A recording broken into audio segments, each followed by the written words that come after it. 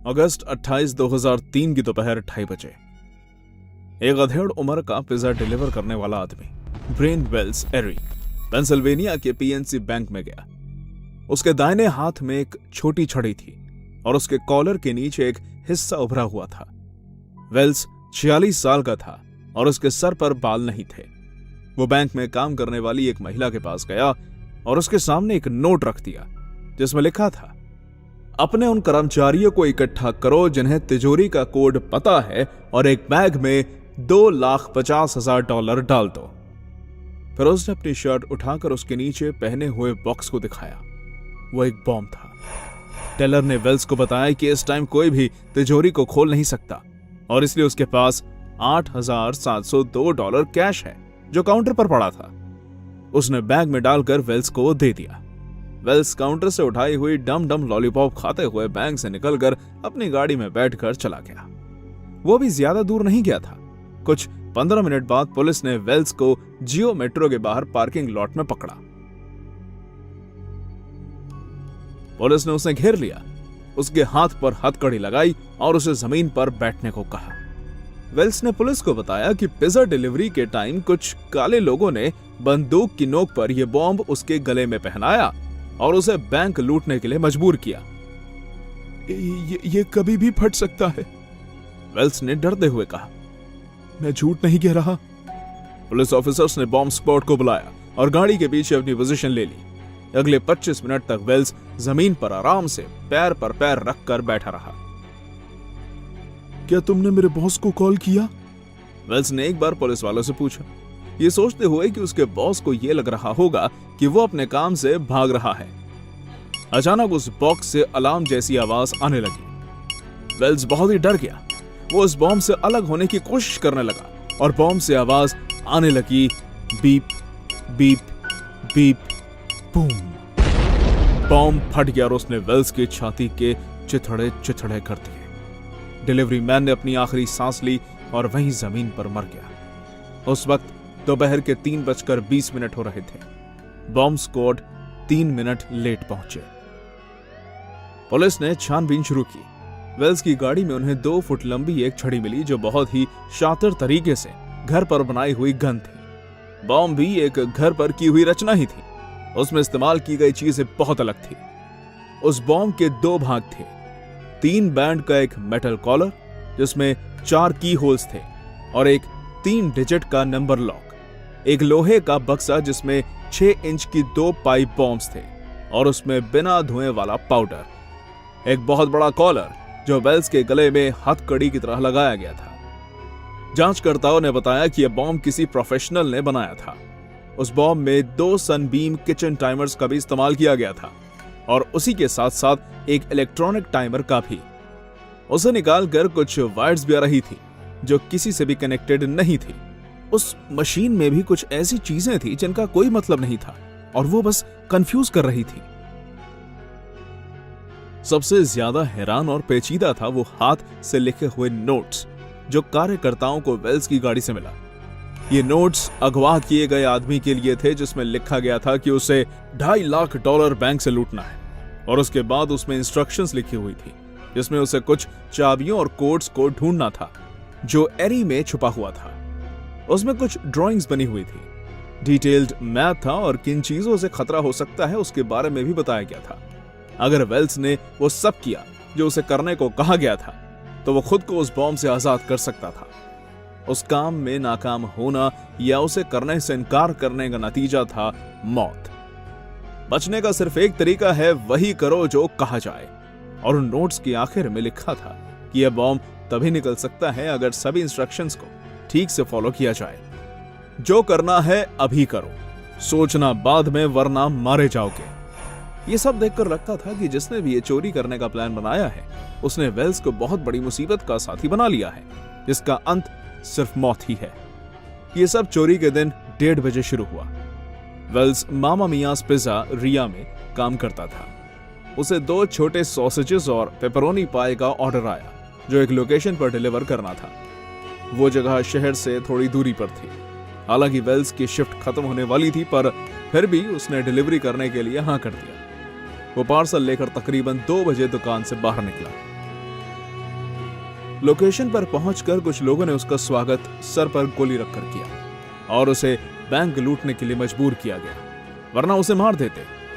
अगले दिन एरी टाइम्स का एक रिपोर्टर और फोटोग्राफर उस लोकेशन पर पहुंचे। उस जगह पर पुलिस ने घेराबंदी कर ली थी और किसी को भी उसके अंदर जाने की इजाजत नहीं थी। और रिपोर्टर ने वहां एक बड़े से आदमी को देखा। वो घटना वाली जगह के पास के घर में ही रहता था। उसके घर का आंगन उस टावर तक फैला था जहां यह घटना घटी। उस आदमी ने अपना नाम बिल रॉथस्टेन बताया। रॉथस्टेन 59 साल का एक सहायक था और उस जगह में काफी सालों से रह रहा था। वो बहुत ही अच्छे से बात कर रहा था, जैसे उसे अपनी भाषा का बहुत ज्ञान हो। बिल रॉथस्टेन सिर्फ एक ऐसा इंसान था जिसका घर उस टावर के सामने था और उससे ज्यादा कुछ नहीं। और उसने अपने अंदर एक गहरा राज छुपा रखा था। सितंबर 20 को जब वेल्स की मौत को अभी 1 महीना भी नहीं हुआ था, रॉथस्टेन ने 911 पर कॉल किया। 8645 पीच स्ट्रीट के गैराज में एक डेड बॉडी है। उसने अपने घर का एड्रेस देते हुए कहा, वो बॉडी एक बड़े फ्रीजर में है।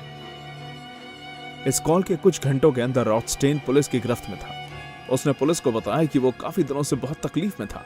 उसने आत्महत्या करने के बारे में भी सोच लिया था और उसके चलते उसने एक सुसाइड नोट भी लिखा था जो पुलिस को उसके घर से बरामद हुआ। उस नोट में रॉथस्टेन ने माफी मांगते हुए लिखा था कि उन लोगों के जिन्होंने हमेशा मेरे बारे में सोचा, मेरे गैराज के फ्रीजर में जो डेड बॉडी है वो जिम रॉडन की है और मैंने उसे नहीं मारा और ना ही उसके कत्ल में मेरा कोई हाथ है। और आखिर में लिखा था कि इसका वेल्स के केस से कोई लेना देना नहीं है। अगले 2 दिन तक रॉथस्टेन ये समझता रहा कि उसके फ्रीजर में जिम की लाश कैसे आई। उसने कहा, अगस्त का महीना था जब उसे अपनी ex girlfriend Marjorie D hello Armstrong का कॉल आया। वो एक दूसरे के साथ 1960 से 1970 तक थे।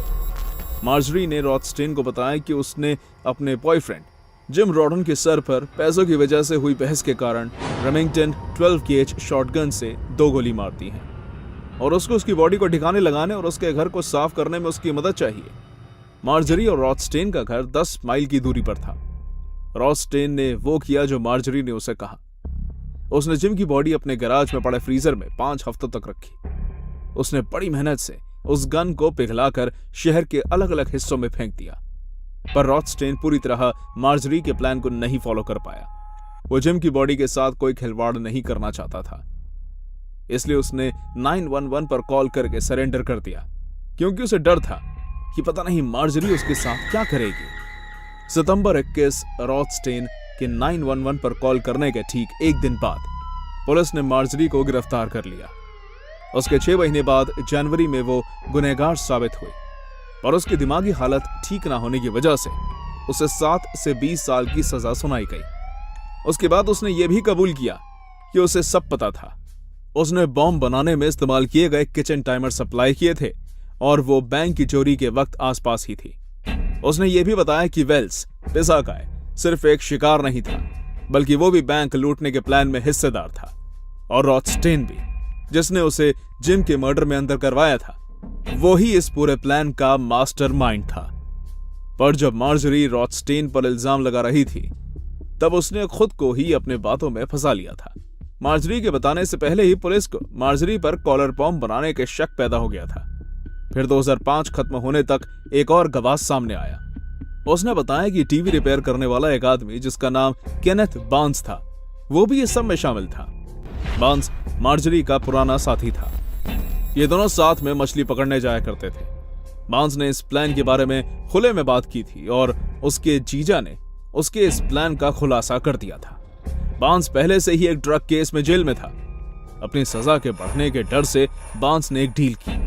वो पूरे क्राइम की डिटेल्स बताएगा, जिसके बदले में उसकी सजा कम कर दी जाएगी। बार्न्स ने बताया कि इस पूरे प्लान के पीछे मार्जरी का हाथ था। उसने ही बॉम्ब बनवाया और उसने ही बैंक लूटने का प्लान बनाया, क्योंकि उसे पैसों की जरूरत थी।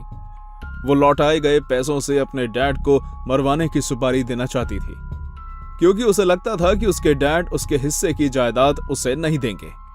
मार्जरी और बार्न्स को एक खतरनाक जुर्म को अंजाम देने की सजा हुई, एक ऐसा प्लान जिसके पीछे मार्जरी का हाथ था और वेल्स इस प्लान का तीसरा गुनहगार था। 4 साल तक चली कार्रवाई और इंटरव्यूज को देखते हुए यह सामने आया कि वेल्स इस प्लान में शुरू से ही शामिल था। उसने गले में बॉम्ब पहनकर बैंक लूटने का फैसला खुद लिया, क्योंकि उसे लगा कि वो बॉम्ब नकली था। उसने पुलिस को पागल बनाने के लिए खुद को एक विक्टिम बताया, ताकि अगर वो पकड़ा जाए तो वो ये कह सके कि वो किसी की दी हुई इंस्ट्रक्शंस को फॉलो कर रहा था। वेल्स एक प्लानर होने के बावजूद उस घटना का शिकार हो गया। उसे एक बंदी होने का नाटक करते हुए कब धोखा मिला उसे खुद पता नहीं चला। एक नकली बॉम्ब असली साबित हुआ और वो उसका शिकार बन गया। बांस को 2008 में बॉम्ब बनाने और उस षड्यंत्र में शामिल होने के लिए जिम्मेदार बताया गया। उसे 45 साल की सजा सुनाई गई और उसने मार्जरी के खिलाफ गवाही देने के लिए हां कर दिया ताकि उसकी सजा कम हो सके। क्या इस डकैती के पीछे कत्ल की साजिश हुई या फिर डकैती की गई ताकि कत्ल छुपाया जा सके? किसी को इसका सही जवाब नहीं मिला और इसलिए यह दुनिया का सबसे बड़ा और सबसे खतरनाक मनी हाइस्ट साबित हुआ, जो एक सच्ची घटना पर आधारित है। हे पंटर्स, कैसे हो सब लोग? जैसे कि आप लोग जानते हो, अपने चैनल के 1 मिलियन सब्सक्राइबर्स होने के लिए कुछ ही सब्सक्राइबर्स बचे हैं। तो अगर आपने इस चैनल को सब्सक्राइब नहीं किया है तो जल्दी से सब्सक्राइब कर दो और अपने चैनल को 1 मिलियन तक पहुंचा दो। तो देखते हैं कब तक आप इस चैनल को 1 मिलियन तक पहुंचाते हैं। अभी आज के कहानी पे आते हैं। एंटवर्प हीरो की डकैती सदी की सबसे बड़ी हीरो की डकैती जानी जाती है।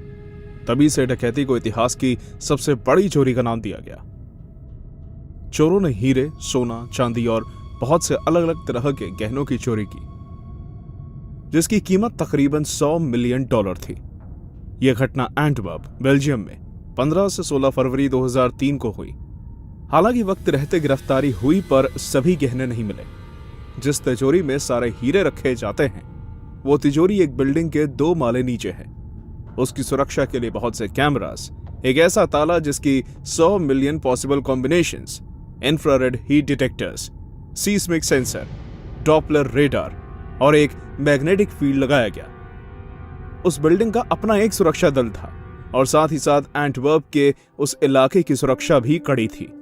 ये चोरी 5 लोगों ने मिलकर करी। इनका लीडर था लियोनार्डो। वो एक पेशेवर चोर और समझ सको तो उकसाने वाला आदमी था। उसने एंटवर्प के डायमंड इलाके के पास रहने के लिए जगह ली और यहीं से उसे चोरी के बाद पकड़ा गया, क्योंकि क्राइम सीन के पास एक सलामी सैंडविच पाया गया जिस पर उसका डीएनए मेल खाता था। लियोनार्डो के अलावा उस टीम में कम से कम 4 लोग और थे, जिन्हें लियोनार्डो ने एक नाम दिया था। हालांकि उसने नाम देने की बात को मानने से इनकार कर दिया। स्पीडी, एक चिंतित और पागल आदमी, वो लियोनार्डो का पुराना दोस्त था और उसका काम था कि वो सारे सबूत इकट्ठा करके जंगलों में ले जाकर जला देगा। यह नाम पिएत्रो तवानो को दिया गया। द मॉन्स्टर, एक लंबा हट्टा-कट्टा आदमी, ताला बनाने वाला, इलेक्ट्रीशियन, मैकेनिक और ड्राइवर, बहुत ही ताकतवर। यह नाम फर्डिनांडो फिनोटो को दिया गया। द जीनियस, अलार्म सिस्टम बनाने में माहिर, इलेक्ट्रॉनिक्स में विशेषज्ञ, यह नाम साइमन को दिया गया। द किंग ऑफ कीज, एक बूढ़ा आदमी जो दुनिया का सबसे होनहार चाबी बनाने वाला था। इसके बारे में कोई नहीं जानता और ये इकलौता ऐसा चोर है जो पुलिस से फरार है। इस गिरोह ने बहुत सी गहराई से डायमंड सेंटर की पूरा मुआयना किया। उन्होंने ये एक पेन कैमरा की मदद से किया। उसके पास सेंटर के कुछ वीडियोस और फोटोज पाए गए। लियोनार्डो अक्सर उस सेंटर में डायमंड के व्यापारी के भेष में जाता ताकि सिक्योरिटी वालों को उसे देखने की आदत बन जाए। तिजोरी के दरवाजे के ऊपर इस गिरोह ने एक छोटा कैमरा छुपाया जो लाइट्स बंद होने के बाद देखना मुश्किल था। ऐसा इसलिए करा गया ताकि जब भी सिक्योरिटी गार्ड तिजोरी खोले तो उनके द्वारा इस्तेमाल किए गए कॉम्बिनेशंस का पता चल सके। इसके बाद ये अपने डेटा को एक सेंसर को प्रसारित करता, जिससे इस गिरोह ने पास के ही एक फायर एक्सटिंग्विशर के अंदर छुपा दिया था। ये एक्सटिंग्विशर पूरी तरह काम करता था, लेकिन इसके अंदर वाटर टाइट चेंबर था जिसमें कैमरा के डेटा को स्टोर करने के लिए इलेक्ट्रॉनिक्स छुपाए गए थे। इस गिरोह ने तिजोरी का रूबरू हुलिया बनाकर वहां चोरी करने से पहले उसका अभ्यास किया। लियोनार्डो ने बताया कि हुलिया बनाने में उसकी मदद एक अंदर के आदमी ने की थी। चोरी से एक दिन पहले लियोनार्डो नियमित रूप से तिजोरी में गया था। उस वक्त उसने थर्मल मोशन सेंसर में लड़कियों के बालों में लगने वाला स्प्रे कर दिया। स्प्रे में मौजूद तेल पारदर्शी था और वो कुछ समय के लिए सेंसर्स के सामने हो रही गतिविधि या ऊर्जा को पकड़ नहीं पाएगा, क्योंकि ये सिर्फ कुछ समय के लिए ही लागू था। इसलिए गिरोह ने उस समय का महत्व उठाते हुए सेंसर्स को हमेशा के लिए गायब करने का विकल्प ढूंढ लिया था और सेंसर को डीएक्टिवेट कर दिया था। सिक्योरिटी कैमरा में यह सब रिकॉर्ड हुआ, पर क्योंकि गार्ड लियोनार्डो की तिजोरी में आने जाने से अवगत था, इसलिए उसने ध्यान नहीं दिया। लियोनार्डो चोरी के वक्त पास में खड़ी गाड़ी में ही था और पुलिस के सायरन पर नजर रखे हुए था, ताकि गिरोह के गुनाह खत्म करते ही वो लोग वहां से भाग सकें। सभी ने अपने अपने हाथों में प्लास्टिक के दस्ताने पहने ताकि वो लोग कहीं भी अपनी उंगलियों के निशान ना छोड़ दें। बैंक के आसपास लगे कैमरास से बचने के लिए किंग ऑफ कीज ने डायमंड सेंटर के साथ बनी एक बिल्डिंग जो कि खाली थी, उसकी चाबी बनाई। उस बिल्डिंग और डायमंड सेंटर का गार्डन एक ही था और उस खाली बिल्डिंग में कैमरा नहीं लगा हुआ था, इसलिए पकड़े जाने का डर नहीं था। उस गार्डन से एक छोटी बालकनी सेंटर की ओर जाती थी, जिसे गिरोह ने एक सीढ़ी के सहारे पार किया। एक इंफ्रारेड सेंसर छत पर लगा था, पर जीनियस ने उस पर घर पर बने पॉलिएस्टर शीट को लगा दिया और थर्मल सेंसर को छुपा दिया ताकि गिरोह का कोई भी सदस्य उसमें ना फंस सके। उसने फिर बालकनी पर लगे अलार्म को भी बंद कर दिया। तिजोरी के बाहर लगे कैमरास को काली थालियों से ढक दिया गया ताकि गिरोह अपनी अपनी लाई गई लाइट्स को जला सके। तिजोरी के दरवाजे पर चुंबक का ताला था, जिसके 2 हिस्से थे।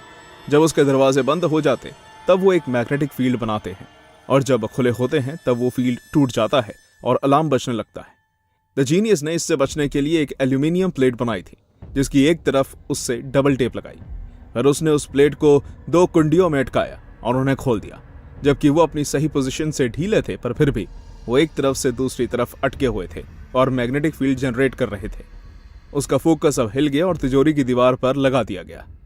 किंग ऑफ कीज ने वीडियो की मदद से तिजोरी की एक बड़ी सी चाबी बनाई, जो बनाना वैसे नामुमकिन था। चोरी से पहले वो जानता था कि सिक्योरिटी गार्ड्स अक्सर तिजोरी खोलने से पहले वॉशरूम जाया करते थे, इसलिए उसने भी वहां जाकर जांच करने के बारे में सोचा। वॉशरूम खुला था और उसे वहां तिजोरी की चाबी लटकी हुई मिली। उसने असली चाबी चुराने का फैसला किया और सोचा कि अगर वो ऐसा करता है तो कभी किसी को मालूम नहीं पड़ेगा कि तिजोरी की कोई दूसरी चाबी भी बनी थी, जब तक लियोनार्डो पकड़े जाने पर इस बात का खुलासा खुद नहीं करता। गिरोह आसपास की सभी लाइट्स को तिजोरी खोलने से पहले बंद कर देते हैं ताकि तिजोरी की ट्रिपिंग लाइट सेंसर से बचा जा सके। जैसे ही किंग ऑफ कीज ने अंदर का दरवाजा खोला, द मॉन्स्टर जो अंधेरे में काम कर रहा था कमरे के बीचों बीच आया और कदम गिनते हुए उस जगह तक पहुंचा जहां सीलिंग के पैनल के पीछे सिक्योरिटी कैमरा की इनबाउंड और आउटबाउंड तारे थी। इन तारों में एक इलेक्ट्रिक पल्स चल रहा था और अगर कोई भी सेंसर ट्रिप होता या टूटता तो उन तारों के बीच का सर्किट भी टूट जाता और अलार्म बजने लगता। इससे बचने के लिए द मॉन्स्टर ने बड़ी ही सावधानी से वायर की प्लास्टिक कोटिंग ऊपर से हटाई और एक नई तार का टुकड़ा उसके साथ लगा दिया, जिससे सर्किट रीरूट हो गया और अगर अब सेंसर ट्रिप होता भी तो अलार्म नहीं बजता। हीट सेंसर को स्टायरोफोम से और लाइट सेंसर को टेप से ढक दिया गया। तिजोरी के नक्शे को याद करते हुए गिरोह अंधेरे में ही काम करता रहा। वो कभी कभी अपनी लाइट जलाते ये देखने के लिए कि वहां ड्रिल कर रहे हैं वो जगह ठीक है या नहीं। किंग ऑफ कीज ने लॉकर खोलने के लिए हाथ से बनी ड्रिल का इस्तेमाल किया और सभी माल एक बड़े बैग में भर दिया। उन्हें यह काम खत्म करते करते 5:30 बज गए और वो लोग उसी ऑफिस की बिल्डिंग से बाहर आ गए। इतना समय लगने की वजह यही थी कि उन्हें बहुत ही ध्यान से हर कदम उठाना था। फिर उन लोगों ने अपने अपने बैग लियोनार्डो की गाड़ी में डाले। वो उन्हें लेकर अपने घर की तरफ बढ़े और बाकी सब पैदल आए। उसका काम सिर्फ इटली के हीरो के एक व्यापारी बनना ही था।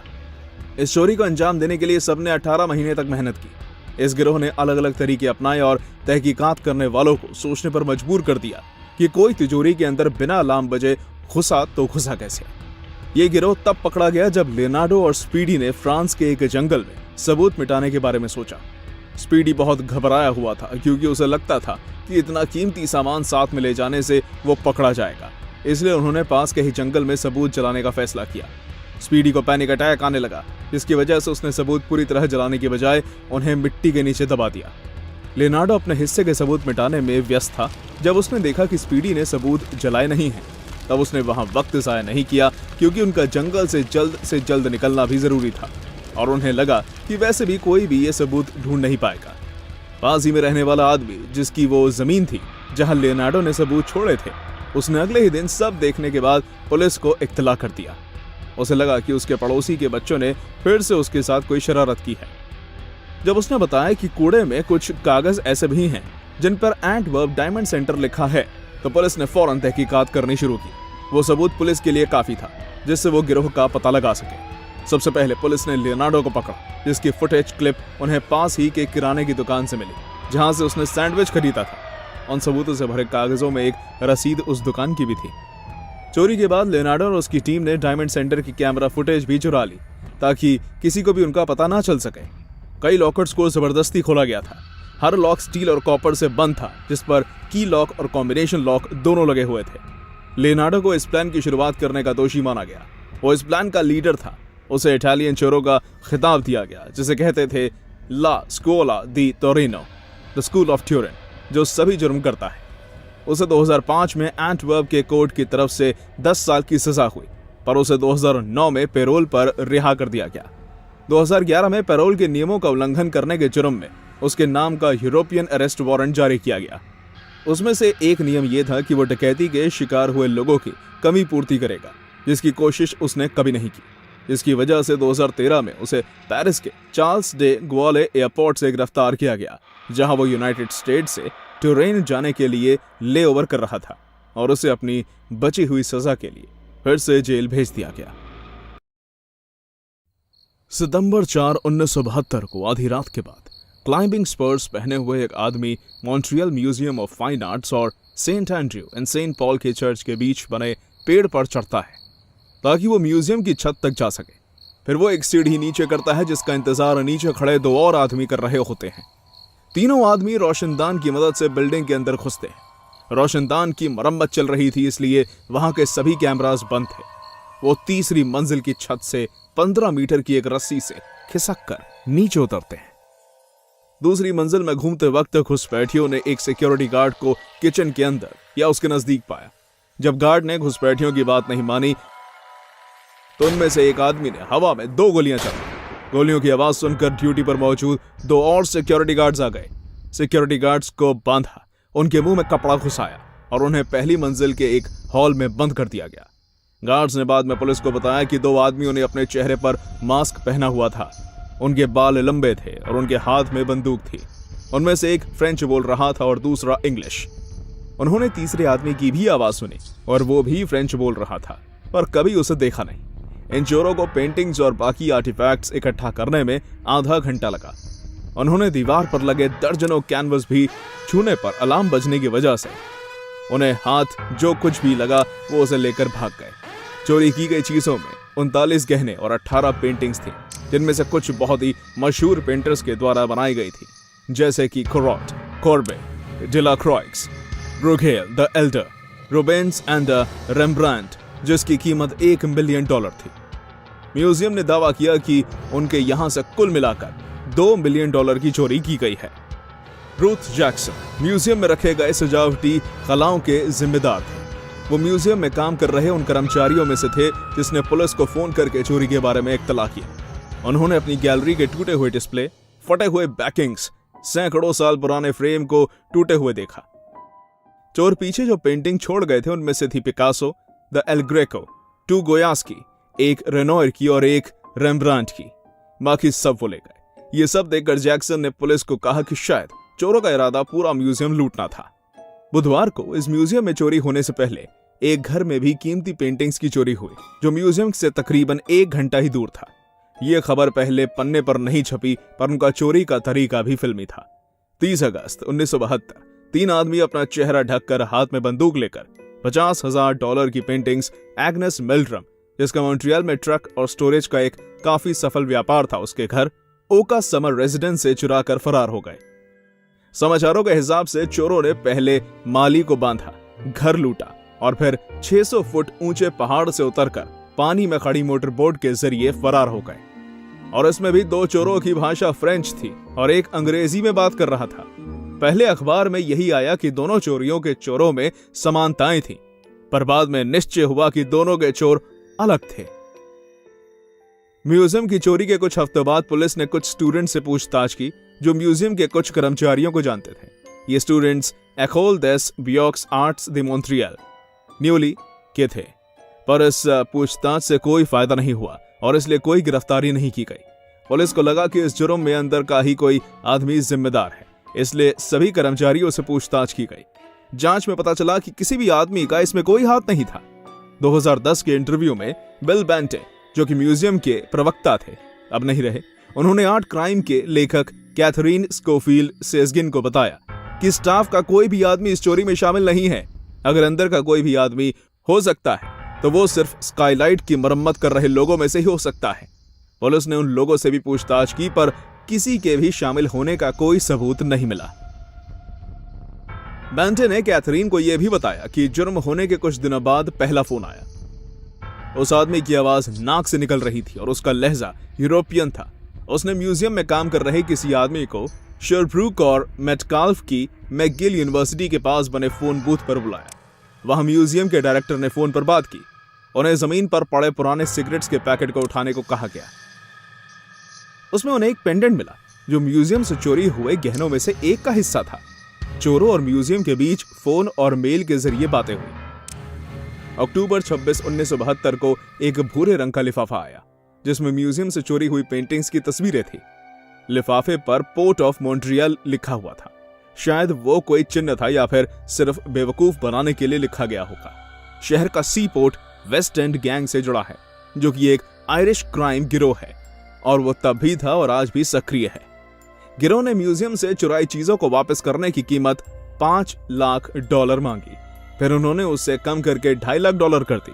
म्यूजियम के डायरेक्टर डेविड गाइल्स कार्टर, जो अब नहीं रहे, ने गिरोह को एक पेंटिंग वापस करने को कहा ताकि म्यूजियम को यकीन हो सके कि चोरी की गई पेंटिंग्स अब भी उनके पास थी। कार्टर को गेयर सेंट्रल रेलवे स्टेशन के एक लॉकर में पेंटिंग चेक करवाने के लिए कहा गया। कार्टर ने म्यूजियम के सिक्योरिटी डायरेक्टर को वहां भेजा। उसे वहां ब्रुगेल के एक पैनल मिला जिस पर सुंदर चित्रकारी की हुई थी। ये देखने के बाद कार्टर ने जल्द से जल्द बाकी पेंटिंग्स को वापस लाने के लिए कैश का इंतजाम किया। हालांकि वो एक षड्यंत्र था जिसमें पुलिस के आदमी को चोरों से डील करने के लिए पैसों के साथ भेजा गया। पर पुलिस की एक गाड़ी, जिसे इस ऑपरेशन के बारे में कुछ नहीं पता था, वो मिलने की जगह से होकर गुजरी, जिसने चोरों को डरा दिया और डील पूरी नहीं हो पाई।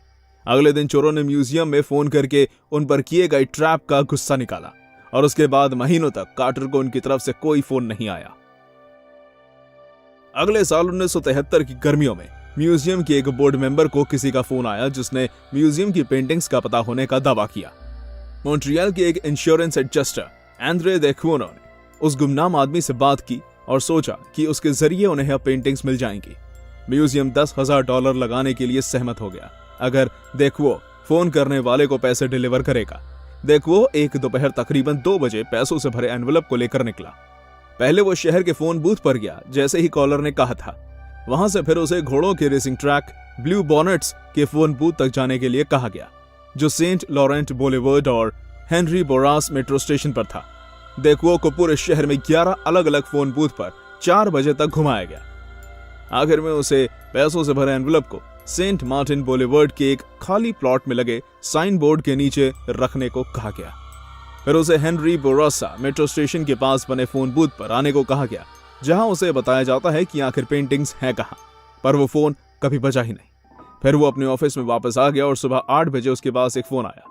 कॉलर ने बताया कि पेंटिंग लेवाल के एक मोटेल में है। पुलिस ने बिल्डिंग को चारों ओर से घेरकर छानबीन की पर कुछ नहीं मिला। इस जुर्म के बारे में जितने भी आर्टिकल्स लिखे गए उनके अनुसार ये कहानी यहीं खत्म होती है। चोरों ने म्यूजियम में 18 नहीं बल्कि सिर्फ 14 पेंटिंग्स ही चुराई थी और चोरी हुई चीजों की असल में बताई गई कीमत से कहीं ज्यादा थी, $5 मिलियन। रेम्ब्रांड की चुराई गई एक पेंटिंग की कीमत ही $1.75 मिलियन थी। चोरी के 50 साल बाद भी पुलिस आज तक ये नहीं बता पाई कि कितनी चीजें चोरी हुई और वो किसने चोरी की। मेटकाल्फ और शेरब्रूक, जहां से गहने का एक पेंडेंट बरामद हुआ था, अब वहां कोई फोन बूथ नहीं है और ना ही वहां अब कोई और सबूत मिला। 50 साल बाद भी उस जुर्म के लिए किसी की गिरफ्तारी नहीं हुई, कोई सबूत नहीं मिले। वास्तव में पुलिस अब सबूतों को खो चुकी है। टिप्स मिली पर उनकी ठीक से जांच नहीं की गई। इस वजह से मिली गई जानकारी का भी कोई फायदा नहीं हुआ। जुर्म का रिकॉर्ड भी अब खोने लगा है। 100 सालों में, 50 सालों में, एक अरसे में या फिर एक महीने में ही जब तक ये कहानी सबके सामने आई, शायद तब तक मॉन्ट्रियल की चोरी हुई पेंटिंग्स दुनिया में हो रही किसी नीलामी में बेच दी गई होंगी। ज्यादातर इन आर्ट की वसूली तब होती है जब इनका मालिक इनकी कीमत लगाता है। ज्यादातर नीलामी घर को चोरी किए गए सामान की नीलामी करने की अनुमति नहीं है, इसलिए उस सामान को उसके असली मालिक को सौंप दिया जाता है, जो कि इंश्योरेंस कंपनी होती है। और आज तक इतिहास में इतनी बड़ी चोरी कभी किसी ने नहीं की है।